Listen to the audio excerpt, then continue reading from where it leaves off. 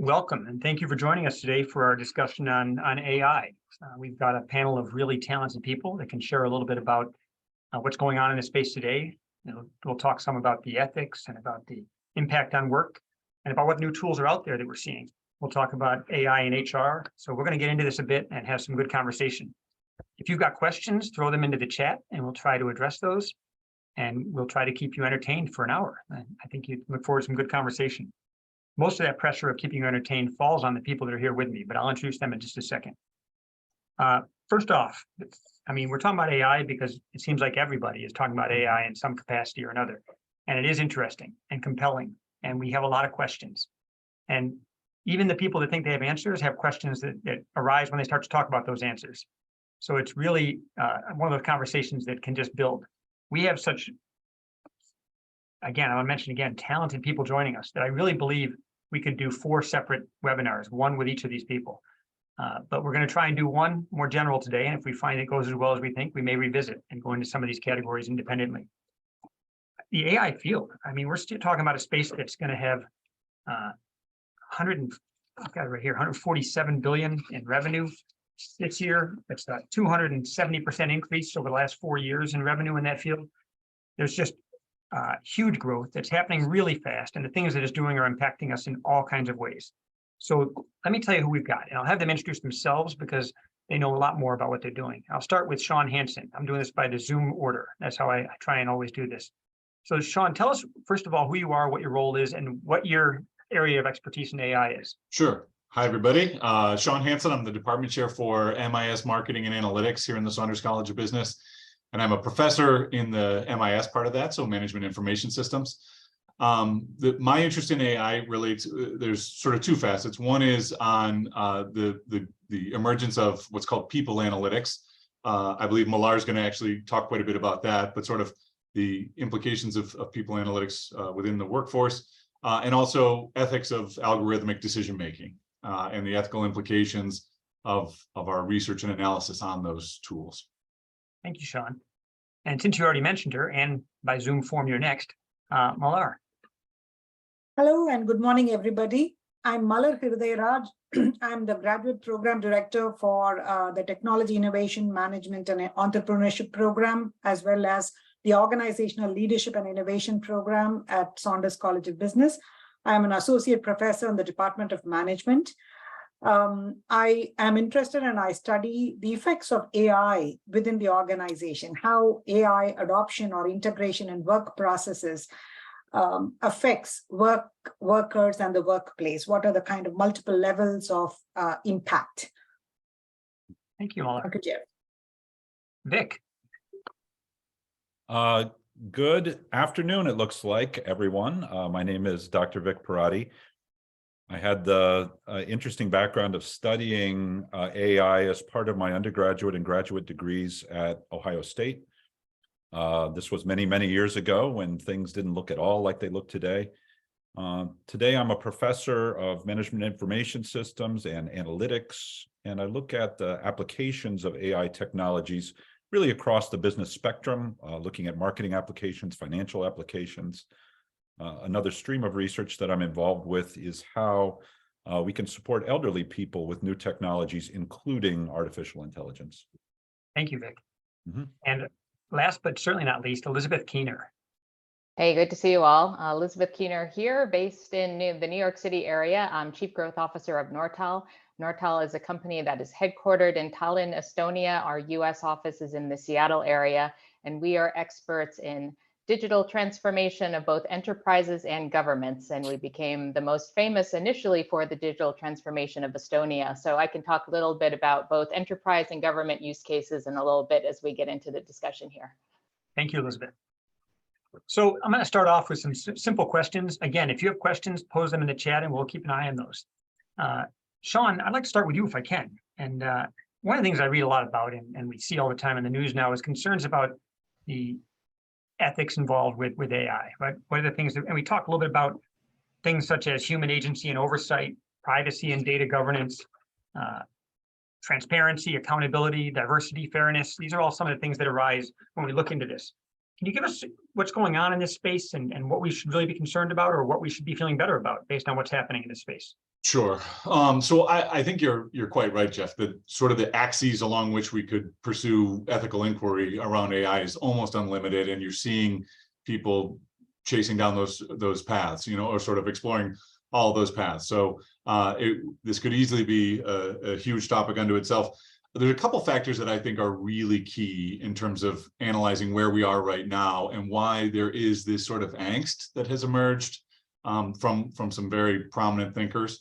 One you just alluded to, which is this question of agency.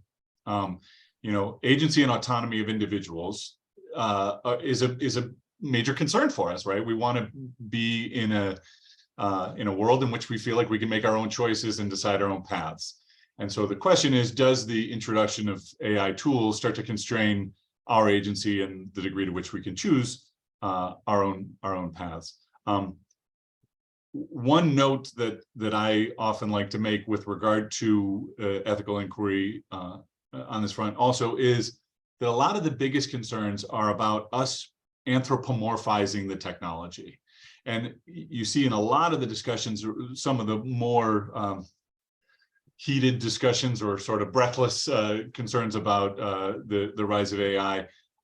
It's coming from this sort of projecting ourselves onto the technology and acting as though the technology are human beings, and we know the dark side that we as humans and human societies can have. And I think that's driving a lot of that inquiry. And then the third point that I think is really important for us to explore is this question of inscrutability or non-interpretability, particularly some of the tools that have emerged of late, large language models and the deep learning that is wrapped around those large language models. That's GPT-3, GPT-4, things like that.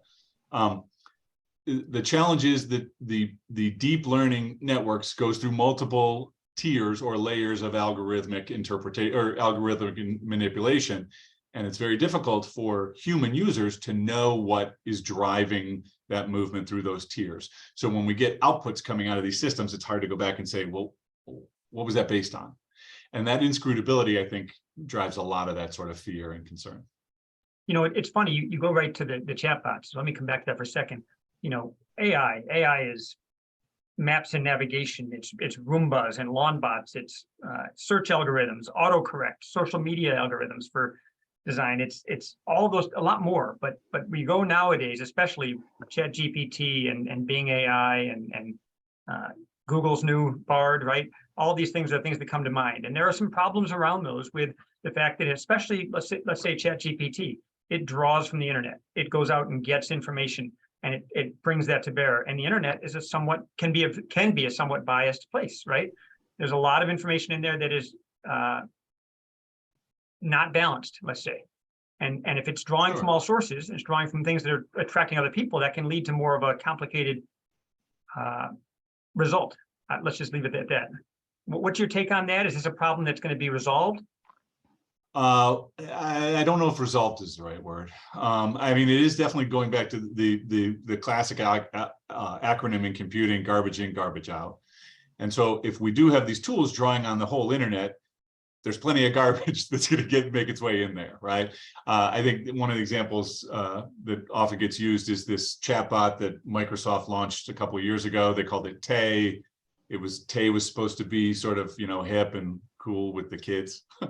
And they had to shut Tay down within 6 hours because this bot was actually being fed with sort of anti-Semitic and racist content, and it quickly started to reflect that type of trash. And you do see the same thing in all the large language models today, where ChatGPT, you ask it something about your favorite book, it's going to get factual. It's going to make factual errors.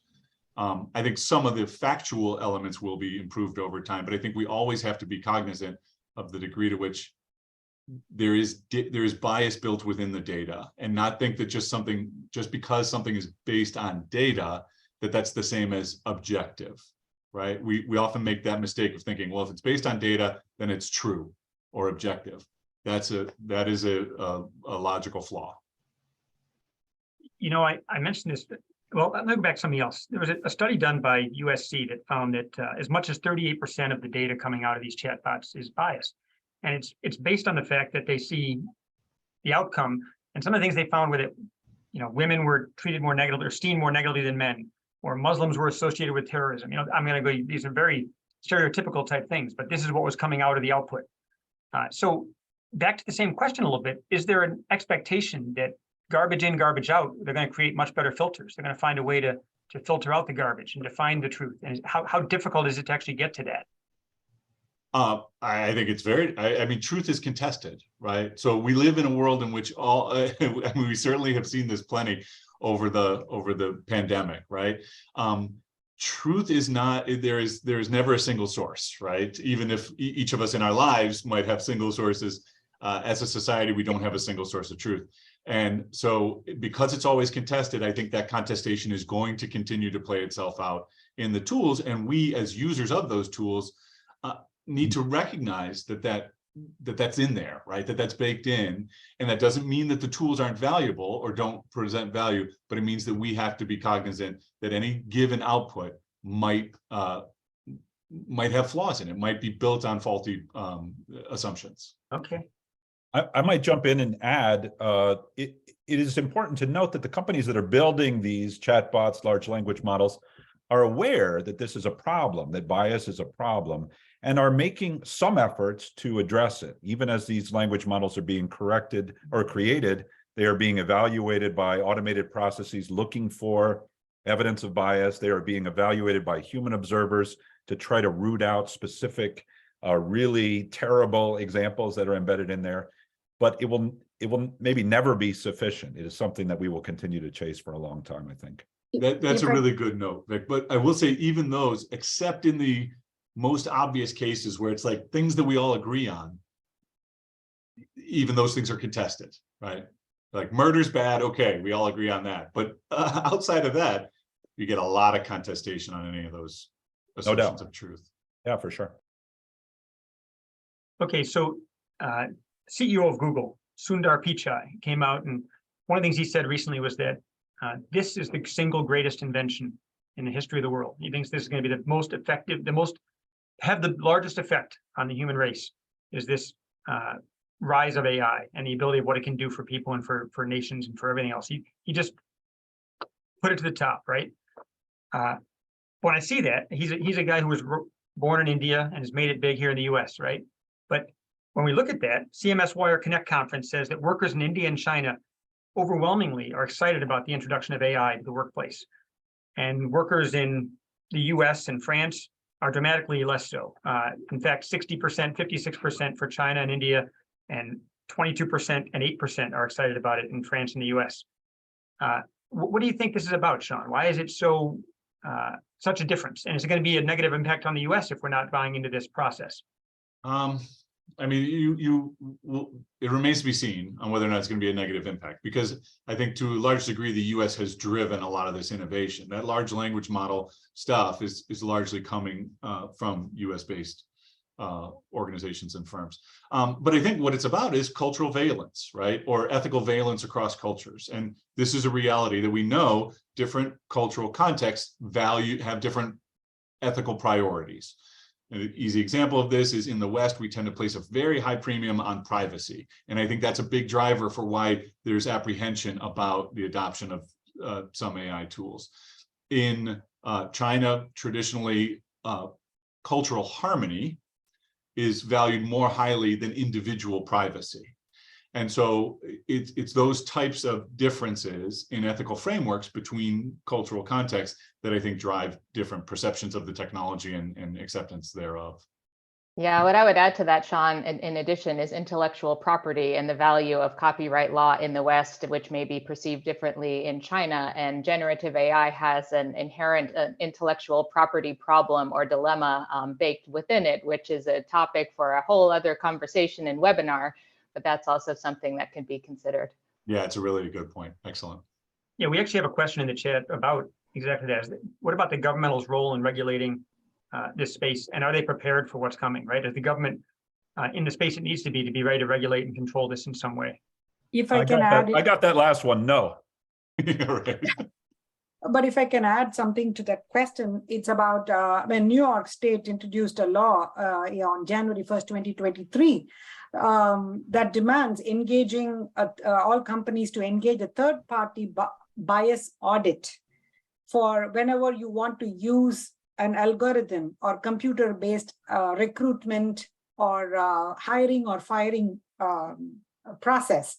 So you are required to disclose that, and you are required to have a third party conduct an audit, and you have to disclose that results of the audit on your website. And you need to take permission or informed consent from the participant, the candidates, before they can be forced through this process. So attempts are being made, but this applies only to New York and New York City. So it is not, and it only, it does not include all categories. I think it is only say race, sex, and gender, nothing else. So I mean, there is some beginning somewhere in terms of governance, and but I don't know if employment law can ever catch up with the progress of technology, right? The pace in which technology is progressing. Well, and in general, legislation around technology is always lagging, right? It always operates by analogy. So when Napster came out, the Congress looked to laws around mixtapes from the 1980s to figure out how do we respond to Napster, right? And the same thing happens here, where they're trying to say, well, what does this look like? Yeah. The issue is it doesn't look a lot like too many things we've seen before. I mean, I guess it has similarities, but there's always that argument from analogy, which winds up fitting like a bad suit. Yes. And I mean, I can recall a legal case in the UK about 3 employee Estee Lauder, if I remember right. Estee Lauder was sued by 3 employees who were fired using an AI algorithm. They had video, they had interviews with the algorithm, and they were fired based on that. It was a huge, legal battle, and in which all that Estee Lauder could offer was, we used 15,000 data points. There was they were not able to, as Sean mentioned earlier, no data, no possibility of explanation, zero explainability. They don't know how the decisions are being arrived at, right?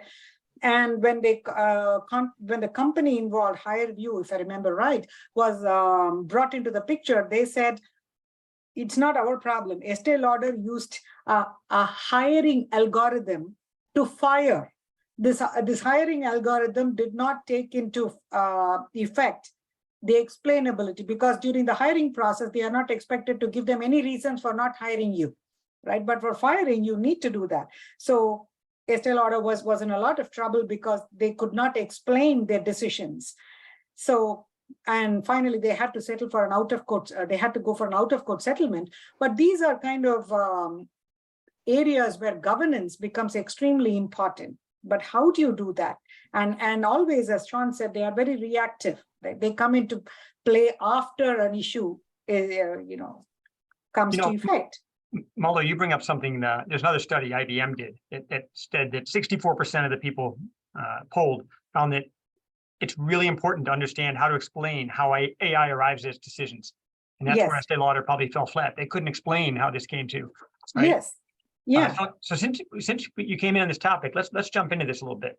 Your expertise is in the HR side of this, and HR AI is really rapidly taking off, right? And we go back to things like attracting talent. That's one area that we see a heavy focus on that. But also what you just mentioned at Estee Lauder, which is tracking and assessment and employee turnover. These are some of the areas where it's prevalent. So can you tell us a little more about what we can expect? And really maybe from a perspective of people, it's good to know what you need to know when you're looking to be hired by somebody, right? What are the things you need to know that AI is going to have an effect on what you're trying to do? So it's kind of interesting to watch the value of the HR technology market, right? It was, I think, around 24 billion in 2021, and by 2028, it is going to be around 35.68 billion. So it's a huge market. And AI is used at least in 3 levels with regard to recruitment. with regard to HR in terms of number one is recruitment, number two is performance management, number three is employee engagement or employee experience. In recruitment, you name it and they have a tool from everything. All of us know of social media sourcing, right? So at some point in time, all of us have been we've been receiving information from LinkedIn or somebody's thinks that they have a job for us, etc. 91% of employers seem to use social media to hire, and at least 80% of them say they are able to attract passive candidates who are not interested, but they're able to attract. And almost 80% of employees, all potential employees, also use social media to find a job. So we all know of social media and use of AI for that purpose, for outreach, right? But in the recruitment process, AI is used in the whole gamut of the recruitment process, I would say, from locating to application tracking to screening to comparing candidates across top performers, making individualized offers, anticipating candidate behavior, you name it, right? And engaging with the candidates over video or over text, and resume scanning, verifying documents in the onboarding process, training new hires. They use AI to even create recruitment campaigns. You name it and they have it. Like they have chatbots. Like Olivia, which become a recruitment assistant, like your Siri, they can do all your recruitment. And you have interview scheduling technology. You have candidate engagement technology, ask questions, screen, respond to queries. You can also... Let me jump in for a second then. I got a few questions based on this. So right off the bat, it sounds like recruiting can all be done via AI. I mean, you're talking about sourcing, even passive sourcing. You're talking about getting it through all the stages of whatever. So what does this mean to people who are in that field, right? What's going to happen to people who are recruiters? Are they going to be better because they can use these tools that make them more efficient? Or are they going to be out of a job? Yeah, most of the HR people as of now seem to be happy about the fact that there are these tools available, because they say that reduces their workload. Right, so they say that increases their efficiency. They can focus on higher order tasks. But I have my own doubts. We all know that the labor displacement that happens when AI comes into the picture. There is definitely over a period of time, there is going to be job loss. There is definitely going to be transformation of jobs of HR. What HR does within organizations, how many people do we need in the HR department, what is going to be their role, what skills and knowledge they need, all those are going to change. So I definitely think there will be a serious fallout of this, the extent of AI integration within the HR process. But so I'm opening this up to anybody for a second. So, okay, there'd be a labor displacement, but isn't that what we always do, right? I mean, that is we all doing different jobs than we did 50 or 60 or 70 years ago? Yeah, so if I can answer right. that. If I can answer that, right? So labor displacement with technology usually happens mostly at the manual level. That was, that's where it all started. But what we see with AI is it affects all skill levels. It's not just lower skill level. We also have higher cognitive skills being replaced by AI. And we also have middle skill levels. Like, your decision makers are going to be affected, as well as the people who carry out the administrative roles are also going to be affected. So AI disruption is going to affect all three levels of skills. But I think there's an important caveat, and I would love to hear Liz's take on this, in particular, just because of her experience in the domain. Every wave of technological innovation ever has created displacements, right? In at least every previous wave, it has created more new jobs and more new categories of jobs than it displaced. The challenge is that the same people might not be able to move from one to the next. And the pace that we're experiencing now is part of the issue, right? Like, you can't retrain for a brand new job as a AI coordinator in 2 months or something like that. So I think the pace is different, but every previous wave of innovation has created more jobs than it destroyed.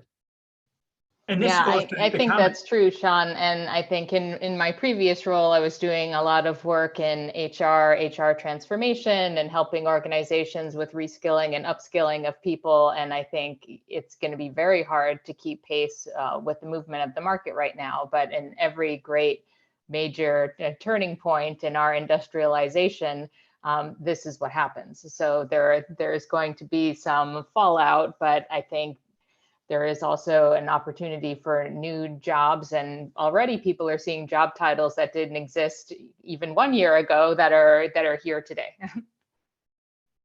Yeah, I right. saw a job title called talent orchestrator. Right. So it was kind of, what does this person do? Right. But they have to work with AI. So you have all kinds of new talent influencers, talent orchestrators, but we don't know how many of these will come up and if it will match or compensate for the number of jobs that are lost within HR. It's going to be an interesting field to watch.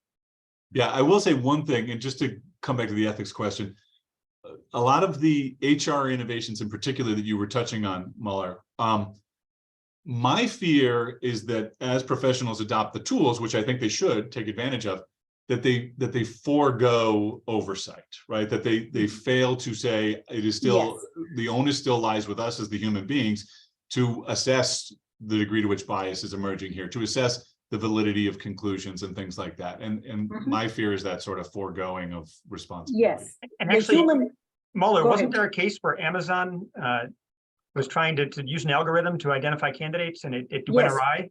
Yes, it was 2015.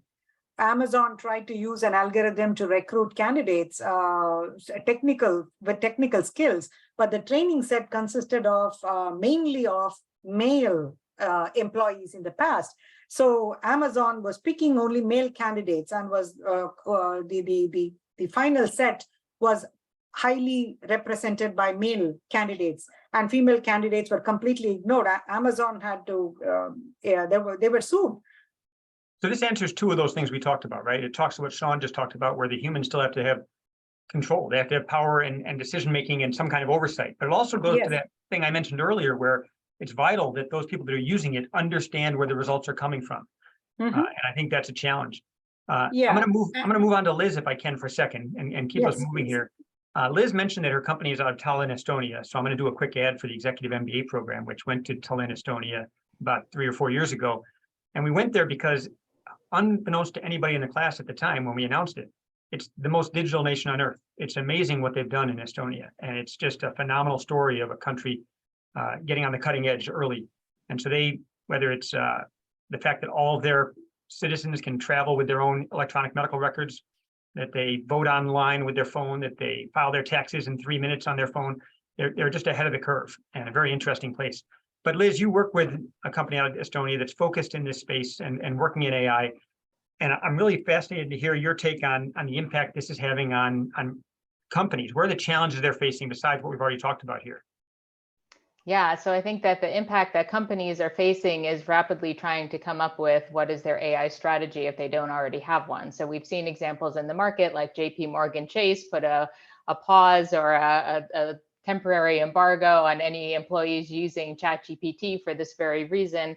We've also seen nations doing this. So I think as we look at the public sector in the United States, for example, last year, the Congress entertained an Algorithmic Accountability Act, which, arguably we should be really making sure that we take a nonpartisan look at this topic of AI within our own country. But within Estonia that you mentioned, in 2019, Estonia created a national AI strategy called CRAT. And they're using an AI support tool in their parliament, in fact, called Hansen, which is helping to speed up processes that are sort of menial within the court system. So there's lots of examples of where this is happening and where we're using it even within our company. And before I even joined this call today, I was responding to a client request that was asking how to use ChatGPT or any sort of generative AI just to harness and manage the knowledge base within one's own company. So not talking about external resources, just like as global multinational organizations, we create so much data every minute of every day, and doing the knowledge sharing of the information to one another seamlessly and easily is, I think, something that we have done for ourselves. That's one area of consulting that we are doing with companies that are clients of ours. We have also done some work around autonomous driving and developing a road obstacle segmentation method, just as far as using data analytics and machine learning to be able to detect objects in the road for an automotive company in Europe. So there's a lot of enterprise use cases, and because Nortal has a deep relationship on the government side, there's a lot of examples that people may or may not know of about governments that are using AI. In Romania, the Romanian government has an AI government advisor that keeps citizens up to date on key issues and policies. Portugal has an AI legal advisor. Right here in the US in Austin, Texas, there's a non-emergency crime reporting system that is open to the public. That's an AI assistant for reporting things like, fraud, graffiti, things that are like nonviolent that they may be interested in reporting to law enforcement. And in India, which we talked about briefly, they have a chatbot to provide citizens with information around public services, tax information, so on and so forth. So I think that there's a lot of examples, both in the public sector and the private sector, of companies that are adopting AI. And I was, reflecting back to when I was at IBM, and we back in 2015, 2016 had a lot of partnerships, such as creating Chef Watson and publishing a cookbook with Bon Appetit magazine, pairing Watson Genomics and Quest Diagnostics to create diagnostics for cancer and oncology, and even tax preparation with H&R Block back in 2017. So it's funny to me that everyone is like in such a frenzy about generative AI when we've been doing this stuff for the past like 10 years or more. And like I always joke and appreciate the fact that the word artificial intelligence was coined back in 1956. So this is like a long time coming. I think we are in a moment of being in a crucible of things really forming into something new. So this is a very decisive and quintessential point in AI history for sure. But definitely agree that if you're anywhere in this business, you're going to have a very exciting next couple of years. So here you are. I would love to amplify that point a little bit, because it hasn't come up and I think it's really important. We have been living in an AI-rich environment for a while now. And I think only now with the arrival of these chatbots, are people understanding how sophisticated that technology has become that surrounds us, that helps us. It suggests words through autocorrect. It controls our Google search results. It selects which news we get through social media, through these algorithms. It has been here for a while. The bias that is an emergent scare has also been here for a while.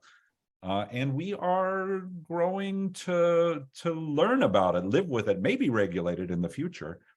But this is not new. AI is not new. As I said, I studied it back in the day. It wasn't nearly as sophisticated, but it has been here for a long time. So Liz actually was able to lower the temperature on the concerns of some of the things by demonstrating all the ways it's being used in positive ways. And so, of course, I'm going to go the other direction right away, but only for the fun of answering one of the questions in the chat. And that's that somebody came in and asked about this. Elon Musk and other group of great leaders that have talked about putting a 6-month hiatus or pause on the growth in these chatbots. What is your take on that? What is the feeling on are we prepared for where we're heading? And this is open to anybody.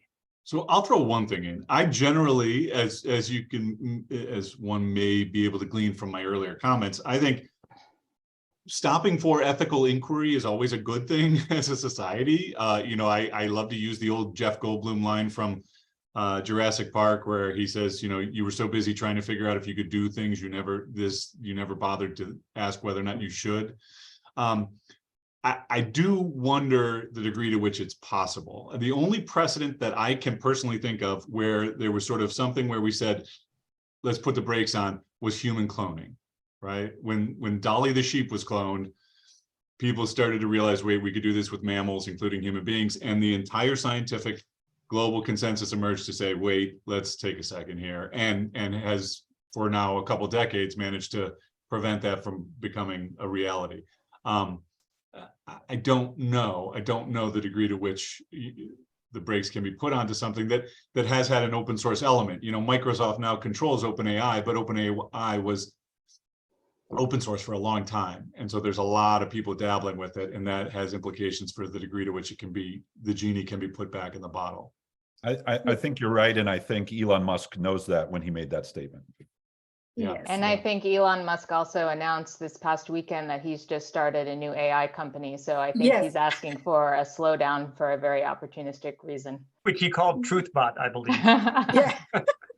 Well, he was one of the big investors in OpenAI too, initially. Mhm. So Yeah. the alignments and incentive structures are quite interesting. Yes. And talking about it, slowing down, stopping to reflect is one way of doing it. How successful or how possible it is one question. And another is, just by stopping, we are not going to achieve much, right? What are we going to do? What is our end goal? What do we want to do? How do you create governance bodies? And how do you empower governance bodies to interfere in the process or take control of the process, or at least guide this process, right? What kind of guiding principles can you put in within organizations or within countries to kind of keep things in track? And what kind of operationalizing methodology, I would call it, maybe identifying risks and establishing controls, and implementation, maybe I would say overview, do we have? So can we create some mechanisms whereby these things can happen, right? Yeah, as Liz mentioned, it may be very opportunistic for Elon to ask for a hiatus for 6 months until he catches up. But just stopping will not solve all problems. We need to be more intentional about what we want to achieve and how and at what level, right? Otherwise, we would just be doing what we call ethics washing, like greenwashing. But even governance bodies can be a challenge because it Yes, implies very- someone gets to control, right? Yes. And as I'll put my cards on the table, as a believer in market-based economics, sometimes I'm not so thrilled about the idea of Yes. someone getting to take the reins. And I think with a tool like this, who gets to take the reins is a pretty important Yes. question. And And I think can it be universal is another question, right? What would work? Maybe we can do it in one country, but that's next, your neighbors would have a completely different set of governance mechanisms. So how do you, and this technology,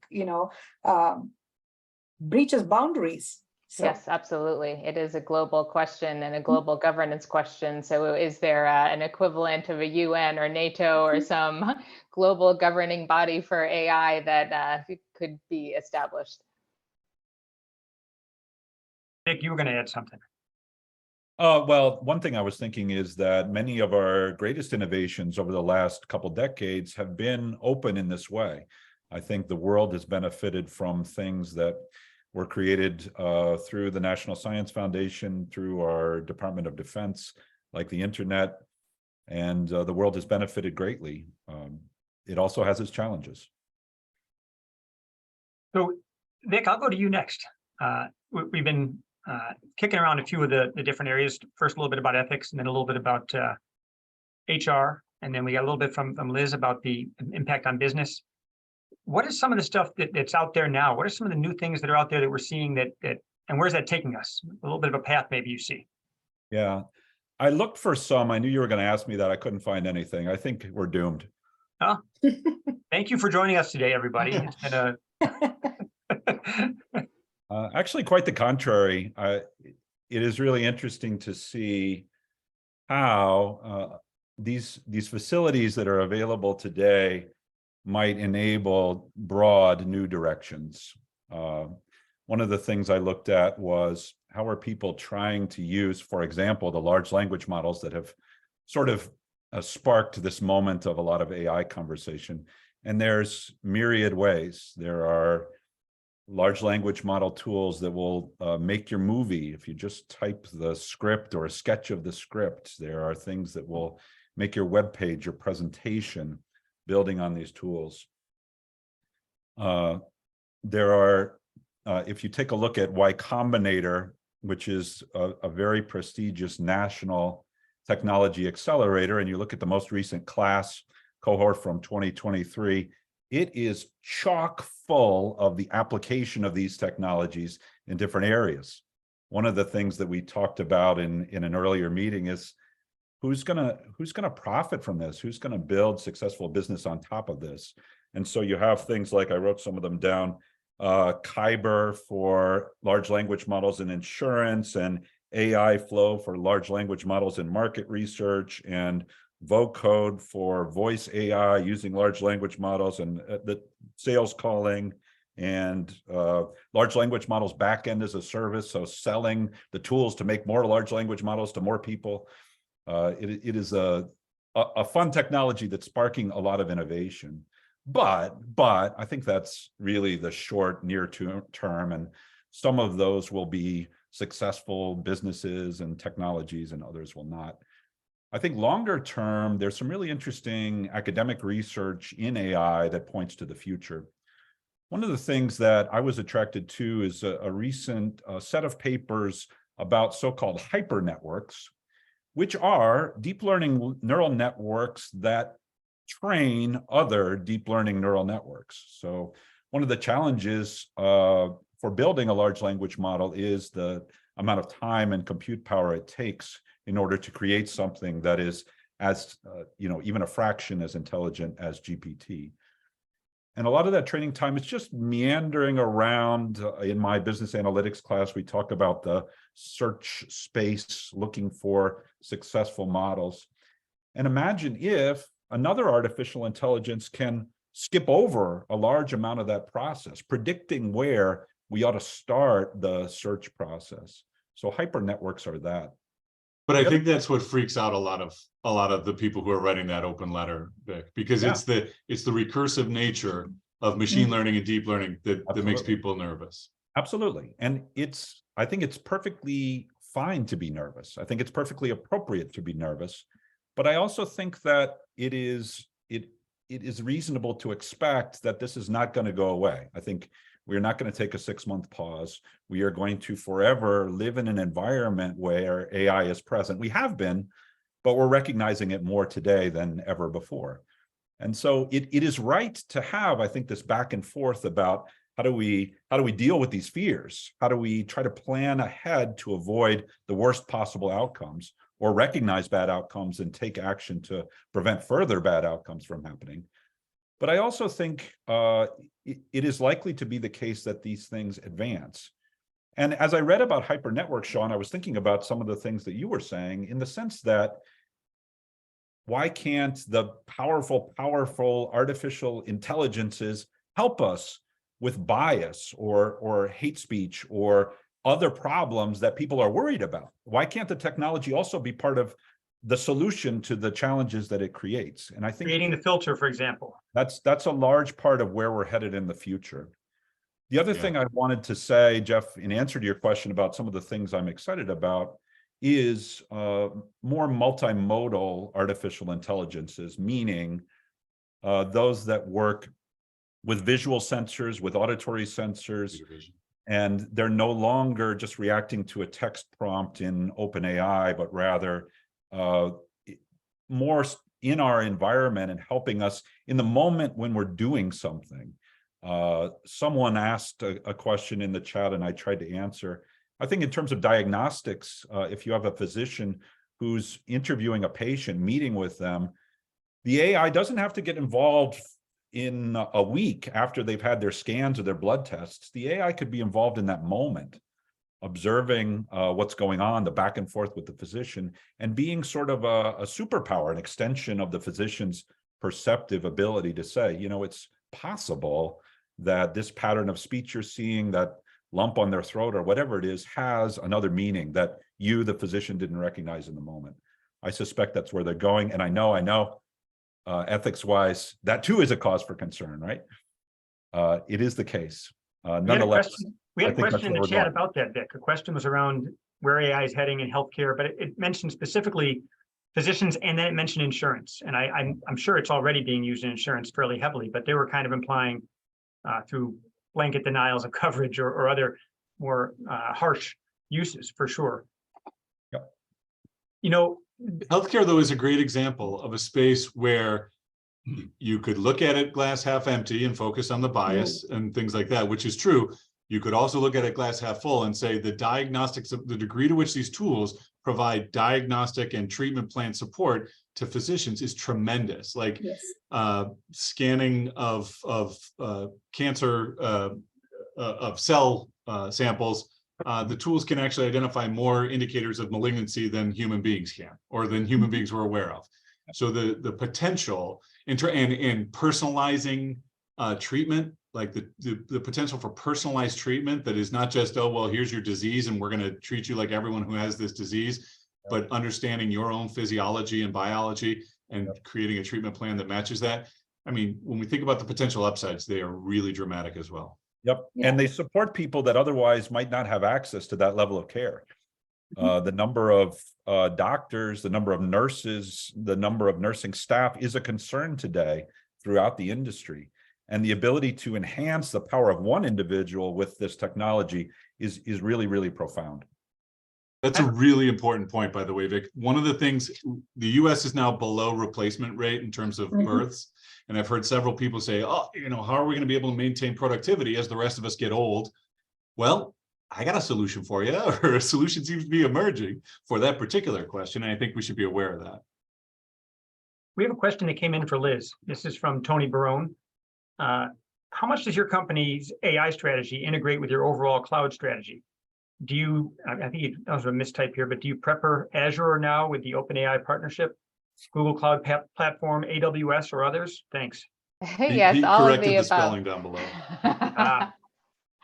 Well, I was chatting with our Chief Technology Officer today about this very topic, both cloud and AI, because we have been building up our cloud partnerships with all of the companies mentioned there. So we work with them all. We try to be very cloud agnostic, multi-cloud, hybrid cloud. We know that people, like most enterprises at least, are not beholden to one cloud vendor, cloud provider. Most of them are multi-cloud. So our strategy, if we can work and we have partnerships with Microsoft Azure and Google and also AWS, and we'll plan to continue that in the future. There's another question that came in right after that actually I was going to ask. So the person put it almost perfectly. And that question was around, in the companies you're working with, do you think that this transition into more use of AI is going to lead to greater success of larger companies and greater challenges for smaller companies? Is it likely to be a divider that separates and causes more hardship for those companies that aren't as well off financially to start? I think so. There was a study that I'm happy to share in the chat that came recently from Stanford University about AI, and they had something very specifically about this, that overall enterprise investment in AI had, according to the study, kind of plateaued, but the companies that were investing were radically outperforming the companies that weren't. So I think that it will be a divider, or it will be a competitive advantage or differentiator for companies that do invest and take this seriously and spend the time thinking of the right strategic use cases that can actually transform different workflows within their business and operations. And is it onerously expensive for smaller firms to maintain that, or to compete in that space?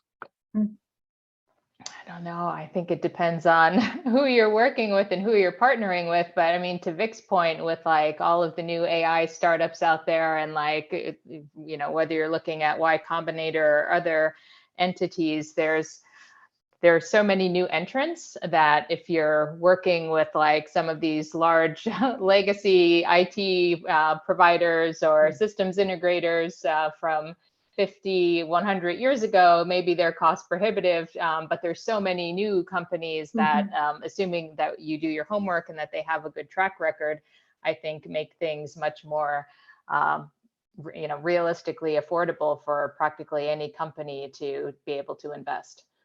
The growth of new entrants should tell us something, though, I think, because it does suggest that there are new business models emerging.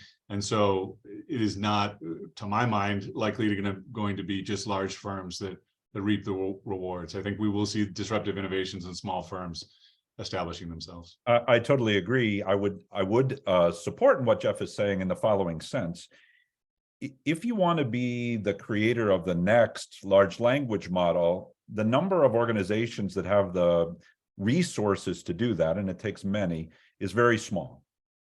However, many people can benefit from those innovations once they have been created. Once a big model has been trained, any one of us can benefit from it in a very straightforward manner. Getting your essays written for you is the one that many of our students would focus on. The rapidity of the growth of that, Sean, is kind of astounding, because if you look back at some of the output from GPT-3 even, it couldn't maintain a story. It just couldn't do well long term, right? It didn't hold. And now what it's doing, where it's gotten to, is already dramatically improved. It's insane how much difference there is between what we're seeing today and what you were seeing just a few years ago in this space. Is that growth going to continue at that pace? Is it sustainable at that rate? Oh yeah, I think so. I do think any innovation like this, you have that sort of exponential enhancement. Things get better over time. There's the cell phone that Michael Douglas is using in Wall Street back in 1987 cost $15,000 at the time, right? It was so expensive, and now we all have a vastly more advanced computer essentially that we walk around with in our pockets at all times. So I think we will see that. I think there's still a question, one of my fears is, does this change our human capabilities fundamentally? If we can use a tool to write essays, does that mean that none of us bother to learn how to write effectively anymore?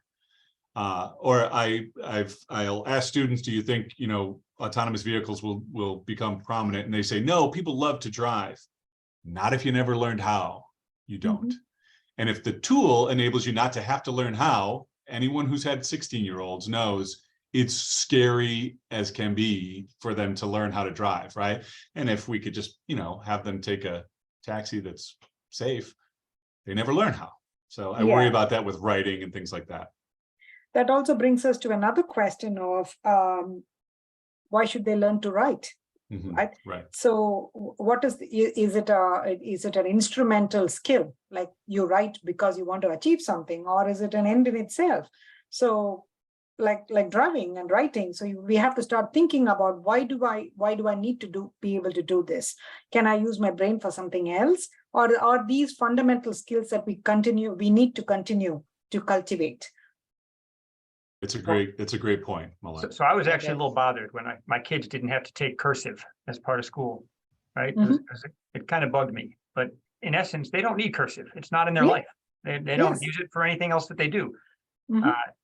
So is that what's happening, right? If we're talking about do they need to write, I would think that there's a skill set in writing, but maybe it's not. Maybe it's storytelling. Maybe it's an evolution of that we're not thinking of right now. So I think there's some value there. Yeah, and also it's also why, and also the question of what do they need to write, and what is this? What are these technologies preventing them from doing in terms of writing? So if they just have to generate content and AI is able to do it much better, then why would these kids even bother? Right. And to that point, let's just assume that they're using it for writing, and that they're using it to chatbots to help them with whatever they're doing. Chatbots don't generally provide sourcing, right? They're gathering information and throwing it all together, or they're writing something up, but it's not delineating between fact and fiction, or between where it got that material and if it was a good source. Yes, that is a problem, but that is a problem from an academic perspective mostly. If we train, but that also begs another perspective where we need to train our students to stop trusting everything they find, right? So using your critical thinking skills, That I think is fundamental. Teaching them how to differentiate between fake and real, checking for sources, checking the veracity of sources. So it is not just about taking everything and putting things together. It's also about going one step further and analyzing it and thinking critically about what you read or what sources are available to you. That I think is a fundamental responsibility of us as educators in this context of technology. I do worry on that front, Malar, because I think we have at least one cohort that thinks of themselves as very good critical thinkers because they're cynical, but cynicism and critical thinking are not the same thing. Yes. And so I fear sometimes that they are a little too credulous of the things they see, and that could be a real impediment to their success and flourishing in the wake of these tools. Yes, I agree. I guess, you know, to a degree, it's a question of how effective they are. Forget about my students writing essays for school. What if I'm creating a business report at work? If the AI and I in collaboration are able to better persuade my boss to make the kind of investment that I believe is best, wouldn't I choose that tool? Wouldn't I choose that hybrid system in order to make that persuasive argument? Yeah, and why the wouldn't hybrid approach is maybe the best. I had somebody who's a salesperson in our team that did an RFP response assisted by ChatGPT. The ChatGPT did not write the whole thing. He worked on it and wrote it as well, but he said it shaved probably a half a day to a day off of his process of getting this out the door. So I think that it's like, absolutely, who doesn't want to have their work accelerated so they can increase their velocity of responding to more RFPs and collecting a bigger commission at the end of the year, or whatever the case may be. Of course, you will want to do this. Yeah. So, Sean, I guess you would agree that the ends always justify the means in ethics, right? Yeah, I'm definitely not. I'm not a utilitarian. Which, from an ethical framework, a lot of these discussions sort of assume that we all have the same ethical perspective. And depending on the perspective that you adopt, you will be drawn to different questions and different facets of the technology, for sure. But yeah, I would not adopt that stance. By the way, I don't know if you saw the story this week, but there was an artist who won was it a photo competition? I think it was a photo competition, and he won an award for the best photo. And he declined the award because he said, actually, I didn't do this. This is in collaboration with AI. Right? And it's not a legitimate photo. And so there could be a whole section coming up on what's going to happen with AI in the arts, right? Absolutely. I was in Berlin at the end of last year, and there were a lot of art galleries that had big signs in their window that said like human generated or human created. And that was a big, profound claim that was being made in some of these galleries. I have heard it argued that the rise of AI could see a return to things like the humanities, right? A return to people studying history and art and English and from an artistic perspective, and sort of a reemergence of a focus on creative aspects, because those are still things which we tend to be really good at as human beings. I'm curious to see if that develops. There was just a comment in the Q&A. It stated that the Bing software that's just come out actually does provide sourcing. So if there's a question around that. I know that there's been talk about ChatGPT 4 not having that, but ChatGPT will provide sources, so you can ask it to write you an essay and include sources, and those sources are legit. I've done it in the information system space, and they are real studies.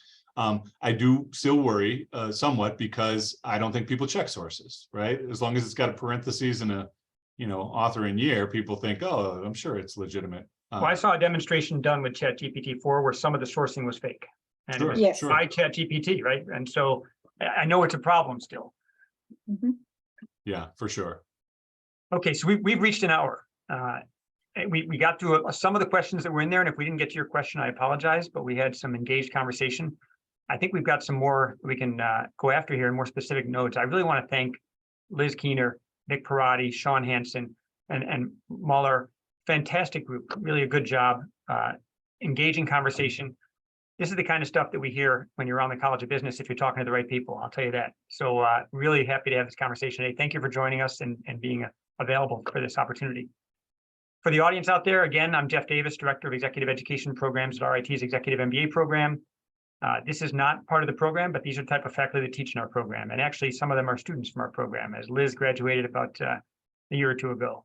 So again, thank you for joining us. We're going to make the recording available afterwards. And if you have more questions, feel free to send them and we'll try and get a response out to you. I appreciate your time. Thank you. Thank you, Jeff. Thanks. Thanks for the opportunity. Thanks to our moderator.